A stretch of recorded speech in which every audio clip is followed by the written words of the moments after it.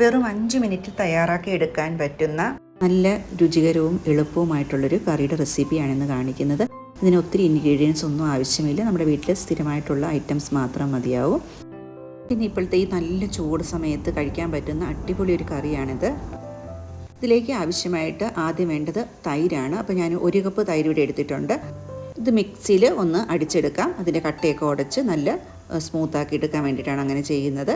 ഒത്തിരി പുളിയുള്ള തൈര് വേണ്ട, എങ്കിൽ കുറച്ച് ആവശ്യത്തിന് പുളി ഉണ്ടാകുകയും വേണം. ഇപ്പോൾ ഞാൻ തൈരുടെ ഉടച്ചെടുത്തിട്ടുണ്ട്.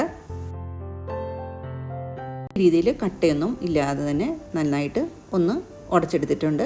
ജസ്റ്റ് പൾസ് മോഡിലിട്ടിട്ട് ഒന്ന് അടിച്ചാൽ മാത്രം മതിയാകും. ഇനി വേണ്ടത് നമുക്കൊരു കുക്കുംബറാണ്, സാലഡ് വെള്ളരി. അത് ഇതുപോലെ തന്നെ തൊലിയൊക്കെ കളഞ്ഞിട്ട് അതിന് ചെറുതായിട്ട് കട്ട് ചെയ്തെടുക്കണം. ഇപ്പോൾ ഞാനിവിടെ അതിൻ്റെ സ്കിന്നൊക്കെ കളഞ്ഞെടുക്കുന്നുണ്ട്. അതിനുശേഷം ചെറിയ സൈസിൽ നമുക്കിതിനെ ചെറിയ പീസുകളാക്കി കട്ട് ചെയ്തെടുക്കാം. ഈ കുക്കുംബർ ഒത്തിരി മൂത്ത് പോകാത്ത ഇളത്തയായിട്ടുള്ള കുക്കുംബർ എടുക്കുകയാണെങ്കിലായിരിക്കും നല്ലത്. ഇനി നമ്മൾ ചെറിയ പീസുകളാക്കിയിട്ട് നമുക്കിതിനൊന്ന് അരിഞ്ഞെടുക്കാം. ഇപ്പോൾ ഞാനിവിടെ എടുത്തിരിക്കുന്നത് നല്ല ഇളത്തയായിട്ടുള്ള കുക്കുംബറാണ് എടുത്തിരിക്കുന്നത്. അങ്ങനത്തെ ആണെങ്കിൽ ഒത്തിരി നല്ലതാണ്. കുരുവൊന്നും ഒത്തിരി മൂത്ത് പോകാത്തതായിട്ടുള്ള, അതാണ് കൂടുതൽ രുചി ഉള്ള കുക്കുംബർ. അത് നല്ലപോലെ വാട്ടറും വെള്ളത്തിൻ്റെ അളവും കൂടുതലായിരിക്കും. ഇനി ഇതിനൊന്ന് അരച്ചെടുക്കണം. ഈ അരിഞ്ഞെടുത്ത കുക്കുംബർ പീസുകൾ ഒരു മിക്സിയുടെ ജാറിലോട്ട് ചേർത്ത് കൊടുക്കാം.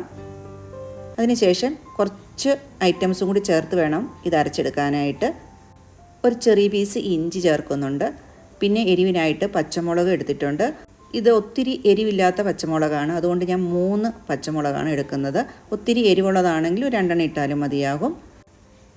പിന്നെ വെളുത്തുള്ളിയാണ് ചേർത്ത് കൊടുക്കുന്നത്. ചെറിയ 4 എണ്ണമാണ് ചേർക്കുന്നത്. വെളുത്തുള്ളി ഓപ്ഷനിലാണ്.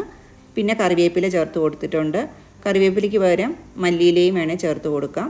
1/4 കപ്പ് ചിരകിയ തേങ്ങയും 1 ടീസ്പൂൺ ഉപ്പും ചേർക്കുന്നു. അതുപോലെ കുരുമുളക് 1 ടീസ്പൂൺ കുരുമുളകും 1/4 ടീസ്പൂൺ ജീരകവും കൂടിയാണ് ചേർക്കുന്നത്.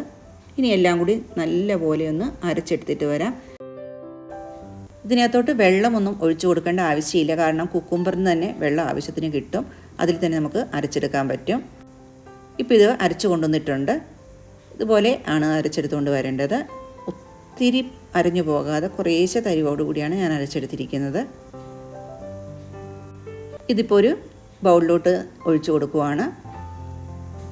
ഇനി വേണമെങ്കിൽ മിക്സി കഴുകി കുറച്ച് വെള്ളവും കൂടി വേണേൽ എടുക്കാം. ഒത്തിരിയല്ല, 1-2 സ്പൂൺ വെള്ളം വെച്ചിട്ട് മിക്സിയും കൂടി ഒന്ന് കഴുകി ബാക്കി ഫുള്ളായിട്ട് മിക്സ് താഴോട്ട് എടുത്തിട്ടുണ്ട്.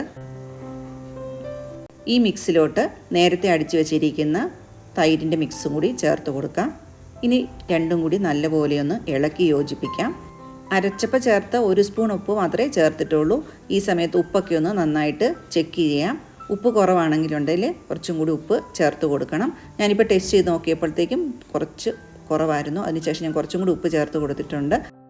അതും പോരാത്തതുകൊണ്ട് കുറച്ചും കൂടി ഉപ്പ് ചേർക്കാം. നമ്മുടെ ആവശ്യത്തിന്, നമ്മുടെ രുചിയുടെ അനുസരിച്ച് ഉപ്പൊക്കെ ചേർത്ത് കൊടുക്കുക. ഇങ്ങനെ രണ്ടും കൂടി നല്ലതായിട്ട് ഇത് യോജിപ്പിച്ചെടുക്കാം. അതിനുശേഷം ഇനി ഇതിനകത്തോട്ട് വേണ്ടത് നമുക്കൊന്ന് കടുക് താളിക്കണം. ഒന്നെങ്കിൽ നെയ്ക്കകത്ത് താളിക്കാം, അല്ലെങ്കിൽ വെളിച്ചെണ്ണയിൽ താളിക്കാം. ഇപ്പം ഞാൻ വെളിച്ചെണ്ണയാണ് ഉപയോഗിക്കുന്നത്. 2 സ്പൂൺ വെളിച്ചെണ്ണ ഒഴിച്ചതിന് ശേഷം ഒരു 1/2 ടീസ്പൂൺ കടുക് ചേർത്ത് കൊടുക്കുന്നുണ്ട്. കടുക് പൊട്ടി വരുമ്പോൾ ഉണക്കമുളകും കറിവേപ്പിലയും ചേർക്കുന്നു. ജീരകം അരച്ചത് കൊണ്ട് ഞാനിപ്പോൾ കടുക് പൊട്ടിക്കുമ്പോൾ ജീരകം കൊടുക്കുന്നില്ല. അങ്ങനെയല്ല എന്നുണ്ടെങ്കിൽ വേണമെങ്കിൽ കുറച്ച് ജീരകവും കൂടി ഇട്ട് കടുക് പൊട്ടിക്കാം. അതുപോലെ തന്നെ ഒരു നുള്ള് കായവും കൂടി ചേർത്തിട്ടുണ്ട്. ഇത്രയേ ഉള്ളൂ, വളരെ സിമ്പിളാണ്. ആകെ അടുപ്പത്ത് നമ്മൾ ഉപയോഗിക്കുന്ന കടുക് താളിക്കാൻ വേണ്ടി മാത്രമാണ് അടുപ്പ് കത്തിക്കുന്നുള്ളൂ. അതുകൊണ്ട് തന്നെ നമുക്ക് വളരെ എളുപ്പത്തിൽ പെട്ടെന്ന്, ചൂടത്തൊന്നും ഒത്തിരി നിൽക്കേണ്ട, പ്രത്യേകിച്ച് ചൂടുകാലത്ത് അടുപ്പത്ത് നിന്ന് ഒത്തിരി കഷ്ടപ്പെടേണ്ട ആവശ്യമൊന്നുമില്ല.